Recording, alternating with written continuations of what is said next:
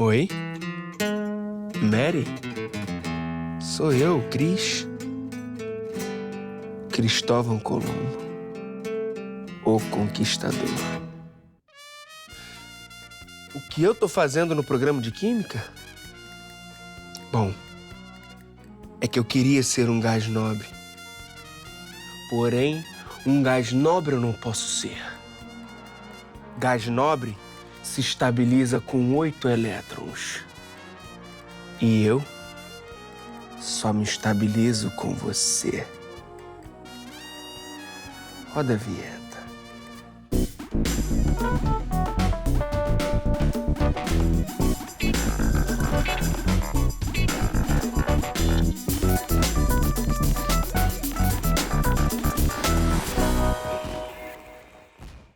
Hora do Enem no ar para conversar com uma expert nas questões de química do exame. Tá pensando que ela é candidata também? Nada disso. Nossa convidada está dedicando o mestrado inteirinho a estudar a forma como essa disciplina aparece na prova. Márcia Coelho. Mas é já, porque antes a gente dá aquela revisada no conteúdo do Enem com o professor Guilherme Vargas. Chega mais, professor. Fala aí, rapaz, tudo bem? E aí, seja bem-vindo, professor. Obrigado, valeu. Bom, o tema de hoje é atomística. Professor, o que a gente precisa saber sobre esse conteúdo? A gente precisa entender um contexto geral das evoluções dos modelos, tudo quando começa a definição de matéria, primeiro o modelo atômico, o modelo de Dalton, depois o modelo de Thomson, modelo de Rutherford e, por fim, o modelo de Rutherford-Bohr, que é uma complementação do modelo de Rutherford. Então, Bohr, ele é um cara que complementa um modelo atômico que definia, na verdade, e explicava do que tudo é feito, do que nós somos feitos, do que a matéria é feita. Até então se acreditava que a matéria era feita de 4 elementos, terra, fogo, ar e água. E aí comprova-se a existência do átomo e a partir daí a gente começa a evoluir os modelos atômicos. Professor, partiu revisão então? Bora lá então. Bora lá?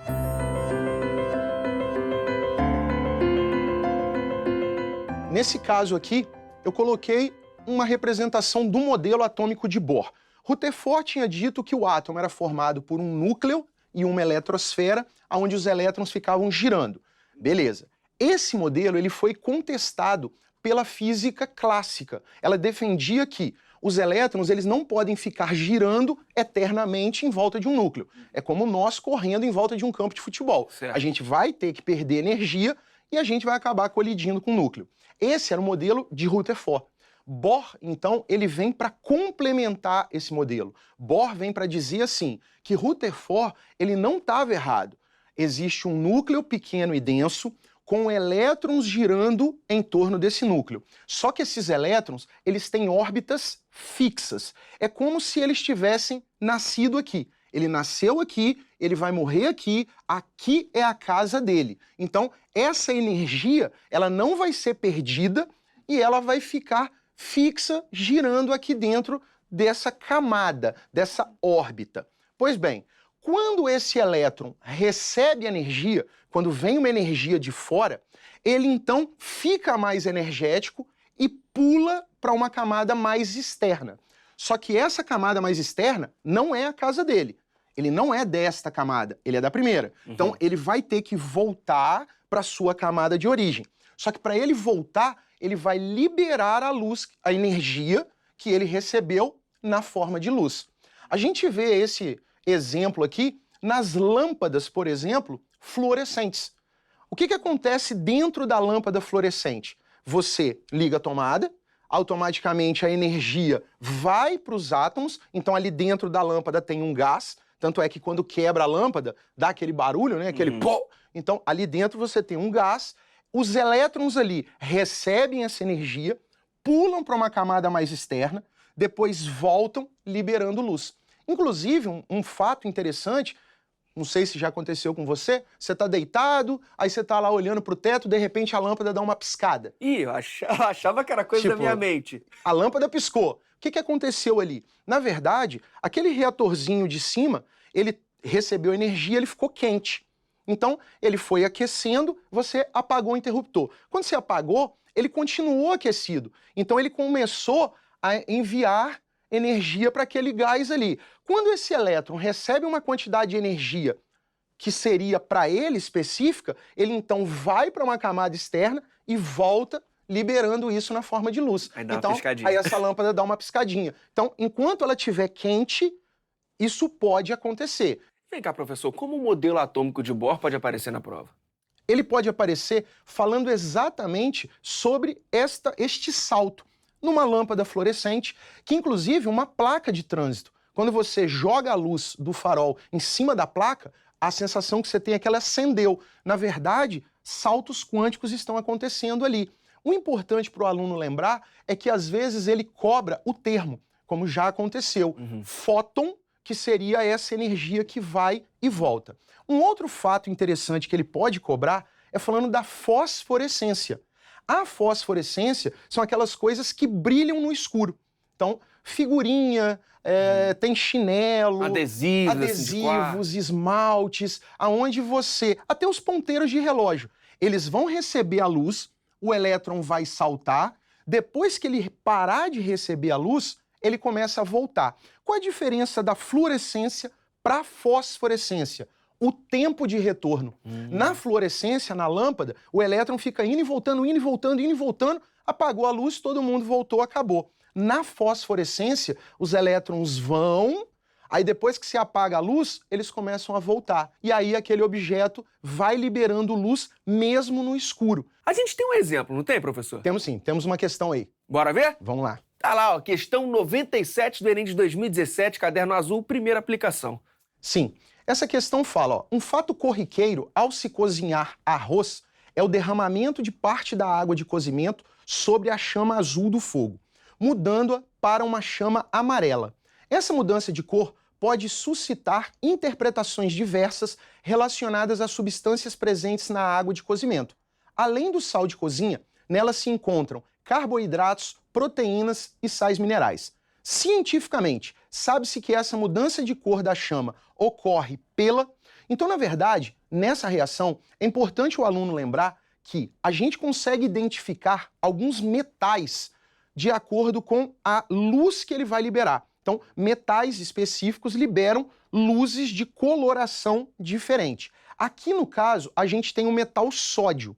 E o aluno precisa ficar atento que o sódio, ele é um metal que libera luz amarela quando o elétron pula e quando ele volta para a camada dele de origem. Inclusive, dá até para associar com as chamadas lâmpadas de sódio.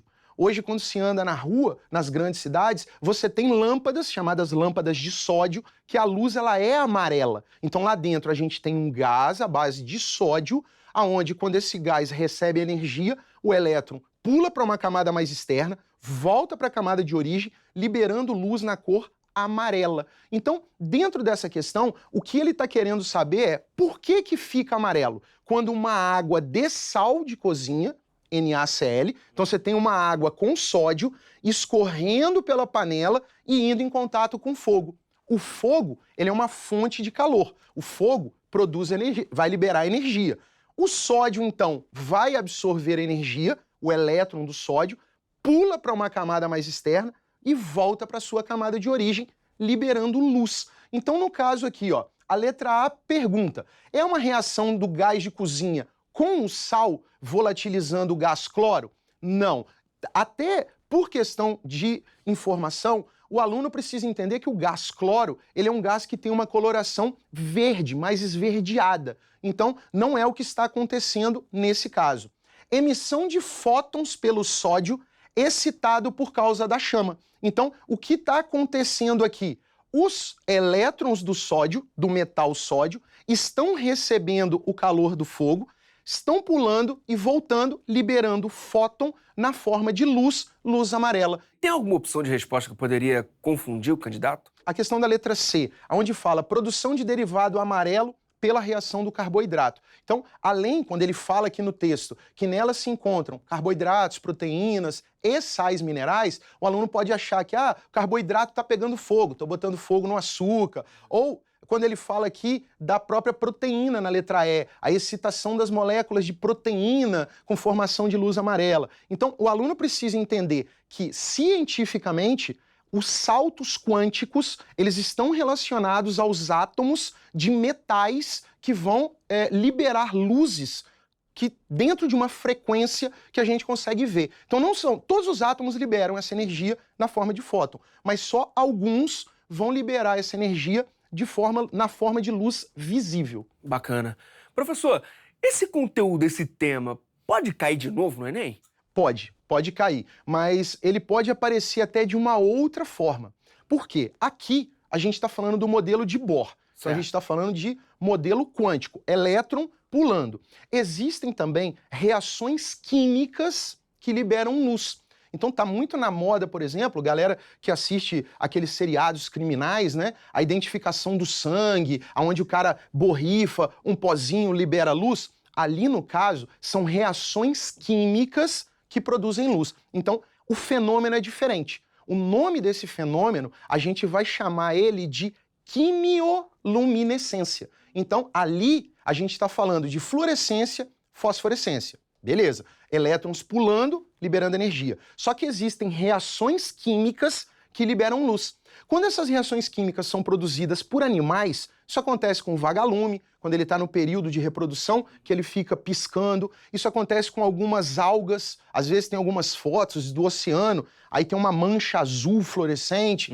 São reações químicas que produzem luz. Se elas foram produzidas por seres vivos, a gente chama de bioluminescência. Eu trouxe ali um materialzinho para a gente dar uma olhada na quimioluminescência. Opa, bora ver, mas rapidinho, só reforçar o gabarito, é a letra B de bola. B de bola, emissão de fótons pelo sódio excitado por causa da chama. Perfeito, então bora ver o exemplo, professor.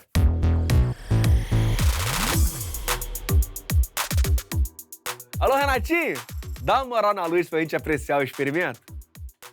Essa aqui já está acesa, né? Já está brilhando. Segura aí. Ó, toma aí algumas para você quebrar. Aqui a gente tem um líquido externo, tá? Que tem um pigmento aqui onde ele usa um corante artificial. E dentro desse tubinho tem um tubinho de vidro. Quando você quebra, ó, dentro desse tubinho a gente tem peróxido de hidrogênio, água oxigenada. Quando ela vai entrando em contato com o líquido externo, também, vai quebrando aí, ó. Esse líquido, eles vão reagir e eles então vão liberar luz. Uma reação química que está produzindo luz. O nome deste fenômeno aqui vai ser uma quimioluminescência. Ô, Renatinho, aumenta a luz aí pra gente. Professor, para quem ainda tem dificuldade nesse conteúdo que a gente viu, qual é a sua sugestão? O meu próprio canal do YouTube, o Química em Foco Online, está lá à disposição, material gratuito para os alunos que quiserem treinar aí nesse período. São muito bem-vindos no canal. Professor, muito obrigado mesmo. Valeu pelo convite aí, sempre à disposição. A gente que agradece, volte sempre, hein? Deixa comigo. Você que tá aí, todo dedicado às questões de química do Enem, já imaginou continuar mergulhado nelas até o mestrado? Pois é o que a nossa convidada está fazendo. A pesquisa dela é desenvolvida na Universidade Federal de Juiz de Fora e traz um raio-x de todas as questões dessa disciplina no exame. Professora Márcia Coelho, por gentileza. Oi, Landi, Tudo bem? tudo jóia? Tudo jóia? Vem cá, conta um pouco pra gente do seu estudo. O meu estudo ele é baseado nas questões do Enem e eu comecei assim a procurar os tipos de questões que eram cobradas, né, em maior quantidade, ou aqueles que eram cobrados em quantidade menor e o porquê disso, para eu poder justamente analisar como que estava essa linha de pesquisa, né, entre os livros distribuídos pelo governo e também as questões que eram cobradas pelo Enem. E o que você descobriu nessas primeiras pesquisas e análises? As questões do Enem, como são feitas em larga escala, elas precisam, né, obedecer a uma matriz de referência, que é fornecida pelo próprio Enem. E nessa matriz de referência, a gente tem objetos de conhecimento de cada disciplina. Então, por exemplo, a prova de Ciências da Natureza, lá nós temos os objetos de conhecimento da química que vai direcionar os professores, os alunos, os livros didáticos que são fabricados, distribuídos. E aí a gente começa a perceber que essas questões, elas envolvem muitas coisas interessantes. Algumas coisas do dia a dia do aluno, outras situações do tipo assim, situação-problema que o aluno vai ter que resolver com base nos conhecimentos que ele tem da ciência. Um pouco da química, um pouco da biologia, um pouco da física. Às vezes isso parece assim um pouquinho misturado, mas a gente consegue identificar direitinho qual questão está relacionada a qual objeto de conhecimento. Vem cá, professora, já deu para perceber quais questões mais tiram o sono dos candidatos? A gente repara que os alunos têm muita dificuldade na estequiometria. E com qual frequência costuma aparecer, professora, na prova? Eu pesquisei as provas, as edições do Enem de 2012 até 2017. Em todas essas provas, eu encontrei pelo menos 2 questões relacionadas ao objeto de conhecimento de estequiometria e cálculos químicos. E a que você atribui essas questões aparecerem tanto? Os objetos de conhecimento do Enem, que são feitos pela matriz de referência, eles falam sobre transformações da matéria, interpretação das transformações da matéria, as transformações da matéria e energia, transformações da matéria e a dinâmica, como que vai ocorrendo o desenvolvimento das reações e também a transformação química e os equilíbrios químicos. Ou seja, todos esses objetos de conhecimento são relacionados à reação química. É muito interessante a gente controlar a velocidade das reações. E, na verdade, a gente faz isso o tempo todo. Coisa simples, por exemplo, né?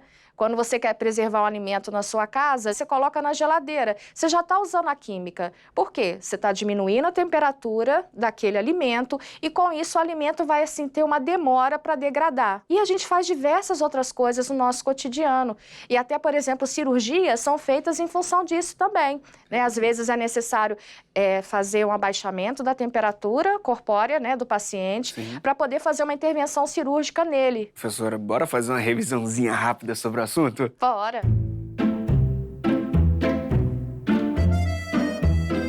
Essa questão que a gente está colocando aqui no quadro, ela foi uma questão que apareceu agora para nós, foi em 2017. E a questão está aparecendo aí na tela para a galera então de é casa. bom eles darem uma conferida, porque olha só, a gente tem aqui, ó, o ácido salicílico reagindo com anidrido e formando o ácido acetil salicílico, que a gente conhece como AAS.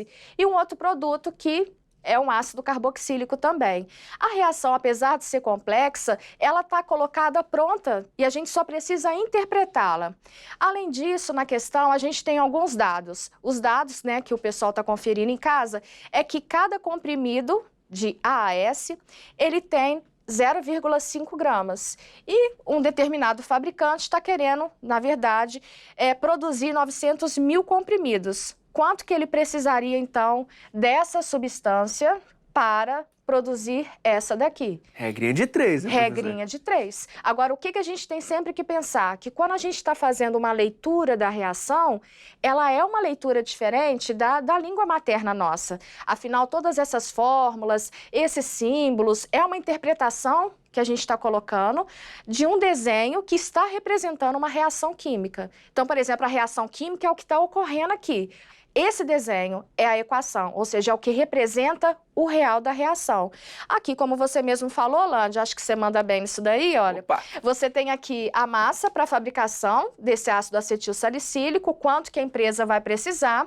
Ela tem um rendimento apenas de 50%, e isso é um dos detalhes que muito aparece assim nas questões do Enem. Geralmente eles não consideram as questões que têm 100% de rendimento ou que você tem ainda um dos componentes com 100% de pureza, o que acontece na maioria das vezes na realidade, porque às vezes um processo a gente não consegue desenvolver com 100% de rendimento, e aí na questão ele falou que tem um rendimento apenas de 50%. Então, quer dizer que para eu produzir a quantidade necessária, eu tenho que levar isso em conta. E aí, isso a gente mostrou aí para o pessoal através dos cálculos.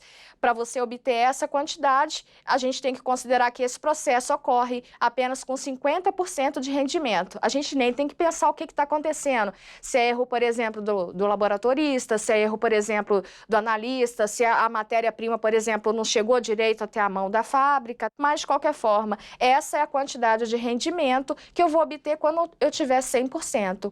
Essa aqui, no caso, seria a massa que realmente eu vou obter para conseguir fabricar essa quantidade de comprimidos, e aí depois eu faço uma relação de massas. Se você observar a química mesmo, ela vai entrar aqui, ó, aonde você vai relacionar a massa molar desses dois componentes. Observa, ó, a massa desse reagente com esse produto.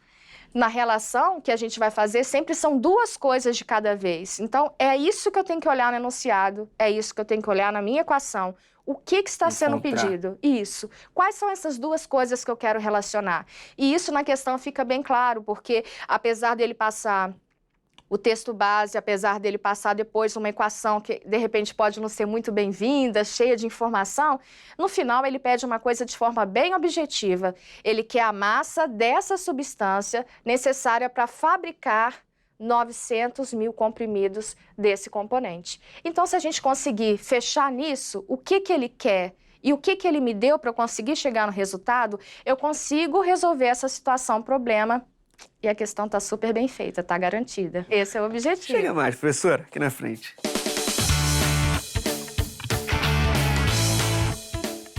A gente sente que a galera tem um pouco de medo da química. Como resolver esse problema? É interessante a gente verificar que quando o aluno se aproxima da química de uma maneira mais informal, ele começa a se interessar mais por ela.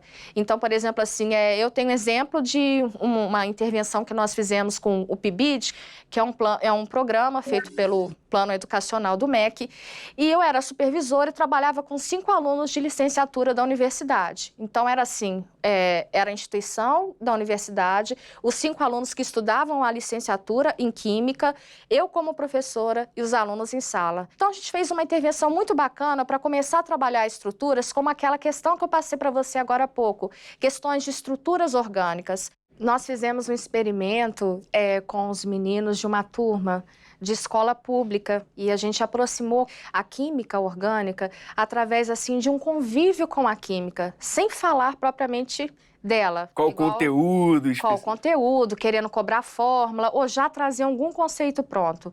Então a gente assim fez uma etapa onde a gente falou sobre a história da evolução dos perfumes. E a gente mostrou também um trecho do filme O Perfume, a História de um Assassino.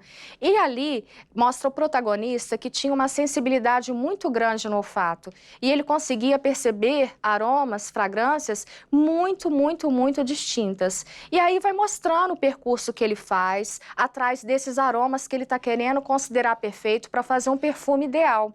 E aí mostra, por exemplo, um trecho que eu achei muito interessante, onde várias pétalas de rosa são colocadas e mostradas no filme para obter um pouquinho de óleo essencial das rosas.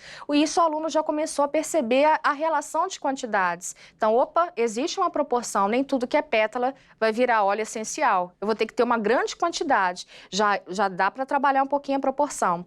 E, no decorrer dessa intervenção que nós fizemos, nós levamos para a sala de aula também, para essa turma, tubos de ensaio com amostras desconhecidas. A gente só fez a numeração e deu um papel para cada um dos alunos com uma numeração.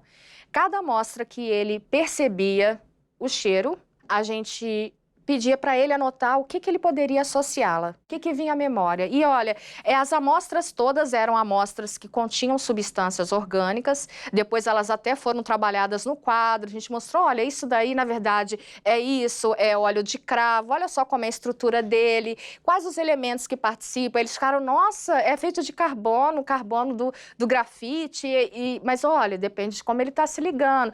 E a gente descobriu muitas coisas, principalmente do lado emocional. Muita gente foi falando assim, esse perfume me lembra meu pai, ou esse perfume me lembra uma coisa boa, me lembrou brincadeira. Aí eu falei assim, tá vendo? O perfume é uma coisa assim complexa que a gente usa, que às vezes a gente guarda na memória, e são as substâncias químicas que a gente tem a proposta de estudar com vocês esse ano. E aí foi assim uma afinidade muito grande, que proporcionou assim um grande rendimento da turma. Agora, professora, para quem quer saber um pouco mais sobre a sua pesquisa e sobre o aprendizado da química, onde busca mais informação? Uma coisa que eu acho assim legal passar para os alunos é que os livros distribuídos do Plano Nacional, do livro didático, são livros escolhidos por especialistas, são livros que têm assim todas, assim, digamos assim, todo o critério para poder chegar até a mão do aluno. E às vezes esse livro na escola pode não ser tão evidenciado, pode não ser tão trabalhado, mas é uma ferramenta que o aluno pode usar a favor dele. A minha pesquisa, ela ainda vai ser publicada e aí depois a gente pode colocar para vocês, passar o link. Ela está trazendo ótimos resultados e ajudando a gente a interpretar um pouco melhor, não só sobre o Enem, mas também sobre os alunos que estão fazendo esse exame nacional. A cada edição, a gente tem um aumento da quantidade de inscritos e isso é muito significativo, Lande, porque os alunos, principalmente os alunos da escola pública, eles têm que perceber que o Enem é para eles. É isso. Que o acesso à universidade pelo Enem é para eles e que essa ponte eles devem passar, porque a universidade, ela é pública, a universidade é um direito de todos. Perfeito, não tenho o que acrescentar. Muitíssimo obrigado mesmo, Prazer professora falar Márcia. contigo, tá? Prazer foi nosso, pode ter certeza. Volte sempre. Obrigada, Alane. Vou cobrar, hein? Tá. E é isso, galera. Olho nas dicas da professora e mão na massa. O Enem já tá batendo a porta, mas a gente tá aqui pra te ajudar. E o nosso canal tá cheio de conteúdo maneiro. youtube.com/TV Escola. Se inscreve lá e até a próxima.